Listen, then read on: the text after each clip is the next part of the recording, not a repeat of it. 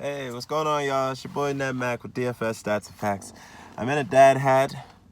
The sun is in my eye. I'm actually at work, and I gotta still do this episode. So hey, here we are. The NFL 3 million millionaire will be held on these playoffs this week. 1 million the first, but on top of that, they're doing 25K game stack bonus. So you might want to get that. Definitely want to make a lineup. Catches this though, $25 entry fee, so you can't be no broke brother out here or sister out here, not trying to get this bread up. You know what I mean? And yeah, you're not gonna want to play. But, however, if you are that broke brother or sister, you can play the $3 game, and you can do a couple of those, right? And that would be pretty cool. And that's the game right under it. Crowd favorite on a low, but they don't know about that. But yeah, man, it's your boy Ned Mac. Can't give him too much, right? Stars in charge, man. I got Ryan Tannehill last week, man. You saw what happened. I cannot believe the Ravens went out like that, but it really happened. The Titans, man, look, hungry team. I talked about it all year. Tannehill's Titans. When Mariota went out, he's been doing his thing, man.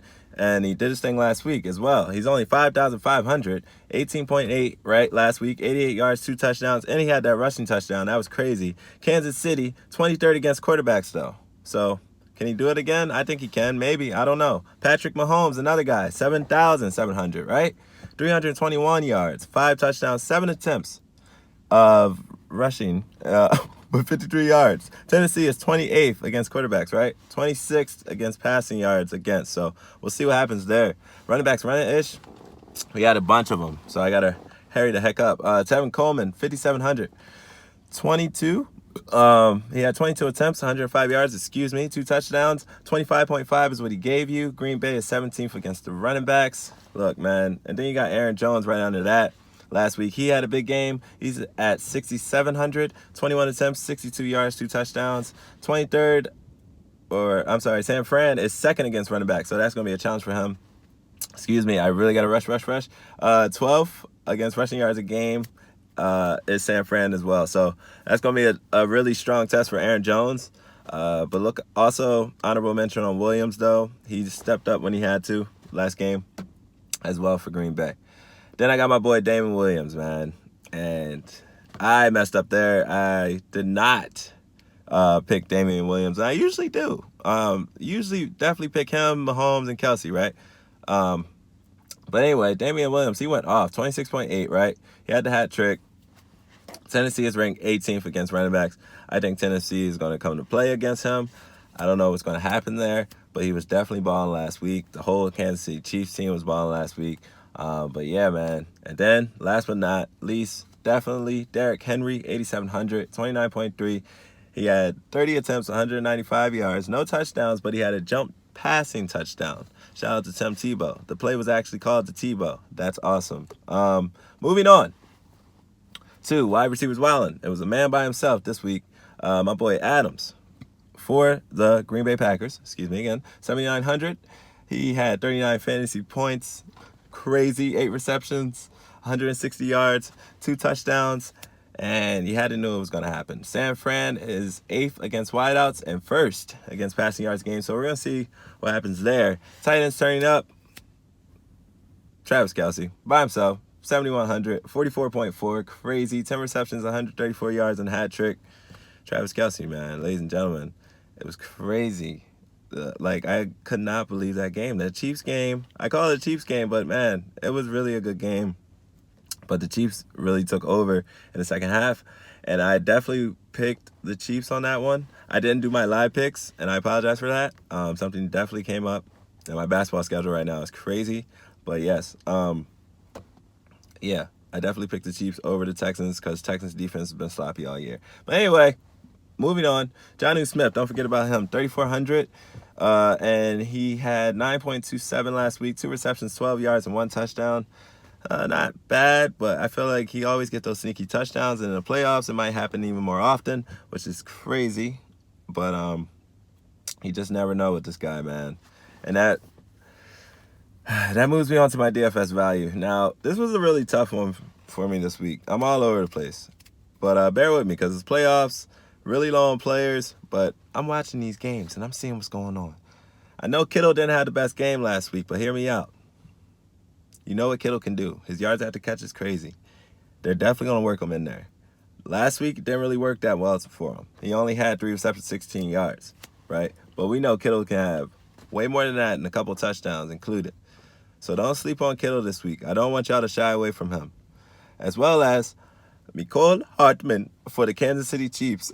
3,800 is really low. Look, I'm not saying I'm picking him as a wide receiver, more like a flex, just like one of those lineups you really don't care about or something like that, because you just never know what might happen in one of those lineups. But he is destined, I feel like, to get a kick return. I don't know when. Like, if the Chiefs move on, maybe in the Super Bowl, and then they might do, like, I don't know, like the showdowns and the captain modes and all that. But, yo, Mecole Hardman, he didn't really do much last week. Again, 2 receptions and 19 yards. But, man, he might take one to the crib soon. I feel that.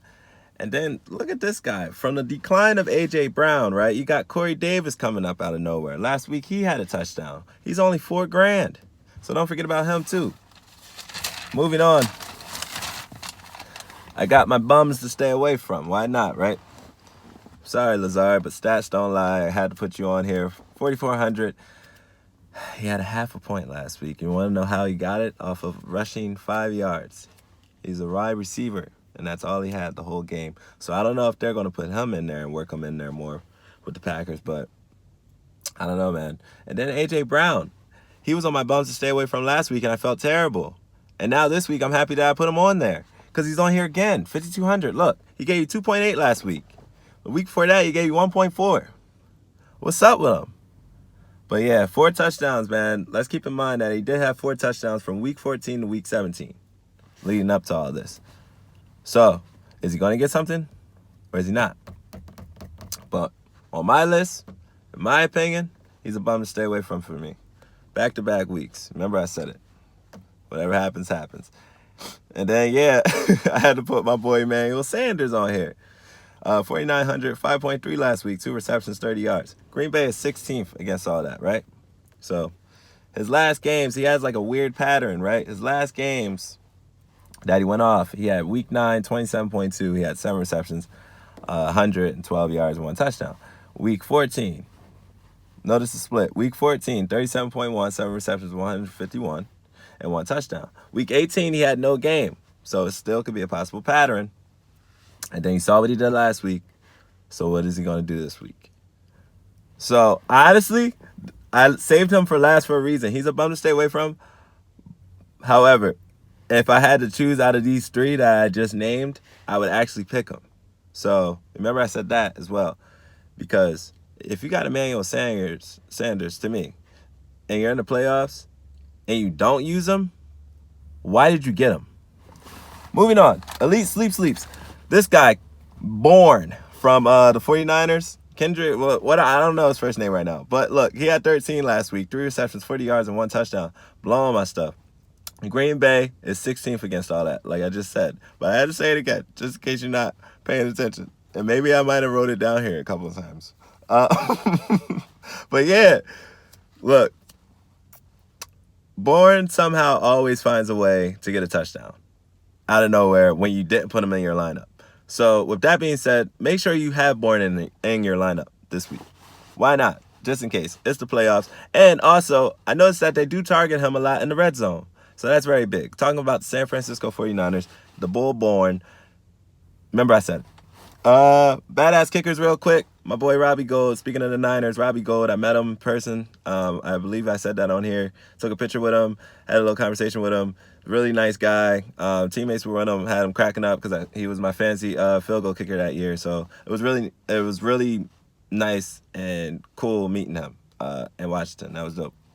And also I got Butker from the Chiefs.